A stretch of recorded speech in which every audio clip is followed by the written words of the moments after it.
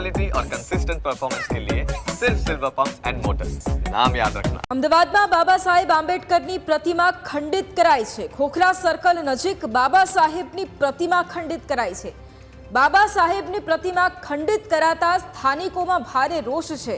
સ્થાનિકોએ રસ્તા વચ્ચે બેસી અને વિરોધ પ્રદર્શન કર્યું છે। અમરાઈવાડીના નગરસેવક સહિતના અગ્રણીઓ જેમણે વિરોધ નોંધાવ્યો છે।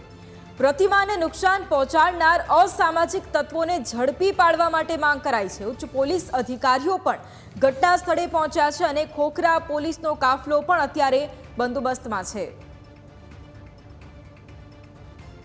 डॉक्टर बाबा साहेब आंबेडकर की मूर्ति ने आज जेटी वकील चाली पास स्थानिकों नहीं भाड़ाथी बनायेली जे मूर्ति है एने खंडित करीने देशना गृहमंत्रीए जे प्रमाणे बाबा साहेब आंबेडकर माटे अपमानजनक खेदजनक टिप्पणी करी थी અને એના વિરોધમાં જે ભારતભરમાં જે વિરોધ ચાલુ થયો છે મુદ્દાને ડાયવર્ટ કરવા માટે ક્યાંક ને ક્યાંક અમદાવાદ શહેરની શાંતિપ્રિય જનતાને ડહોળવા માટેનો શાંતિ ડહોળવાનો એક હિન્ન પ્રયાસ એના કોઈ અસામાજિક તત્વો દ્વારા થયો છે।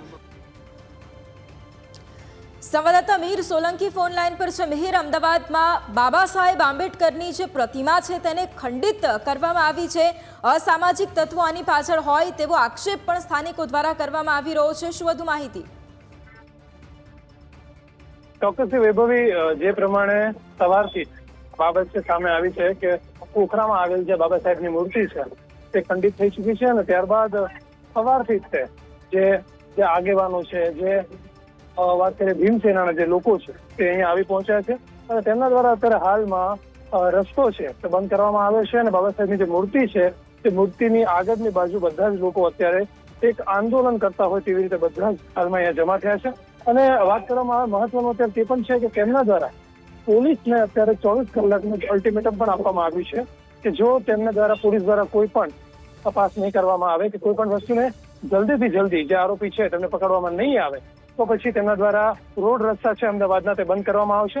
એટલે અહીંયા મહત્વનું તે પણ જોવા મળે છે કે સમગ્ર ઘટના બાબતે જે પોલીસ છે તેમણે પણ અહીંયા ફરિયાદ નોંધી છે। એટલે કે પોલીસ જે પોલીસ દ્વારા પોતે એક ફરિયાદી બની છે અહીંયા તે પણ મહત્વનું સામે આવી રહ્યું છે અને જલ્દીથી જલ્દી આરોપીઓને પકડી પાડે તેવી રીતે અત્યારે જે પ્રમાણે એસીપી સાથે વાત કરતા પણ તેવી માહિતી જાણવા મળી હતી કે જલ્દીથી જલ્દી આરોપીને પકડવામાં આવશે। હાલમાં અહીંયા કોંગ્રેસના જે પ્રદેશ પ્રમુખ છે તેમની સાથે પણ આપણે વાત થઈ હતી કે હિંમત પટેલ દ્વારા પણ એવું કહેવામાં આવ્યું હતું કે બને તેટલી જલ્દી જે મૂર્તિ છે તેને ફરીથી સ્થાપિત કરવામાં આવે અને સાથે સાથે મૂર્તિ જે ખંડિત થઈ છે તેનો જે આરોપી છે જેમના દ્વારા આ ઘટના સમગ્ર બની છે તેને વહેલી તકે પકડવામાં આવે।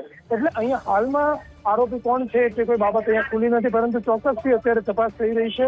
વહેલી તકે તપાસ થાય તેવી પણ હાલમાં અહીંયા જે લોકો છે તેમની એક માંગ ઊભી થઈ રહી છે અને હિંમત પટેલ દ્વારા પણ શહેરના જે પ્રદેશ પ્રમુખ છે જે કોંગ્રેસના તેમના દ્વારા પણ એવું કહેવામાં આવ્યું છે કે જે કમિશનર છે તેમની સાથે પણ તેમણે વાત કરી છે અને કડક સવાલ તેમને કર્યા છે। કડક રીતે તેમને વાત કરતા તેમની સાથે કહેવામાં આવ્યું છે કે મૂર્તિ જે છે તેની જગ્યાએ નવી મૂર્તિ લગાવવામાં આવે અને જે ખંડિત થઈ છે તેને વહેલી તકે જેના દ્વારા પણ ખંડિત કરવામાં આવી છે તેને વહેલી તકે તેને પકડવામાં આવે। જી બિલકુલ, આભાર મિહિર તમામ જાણકારી માટે।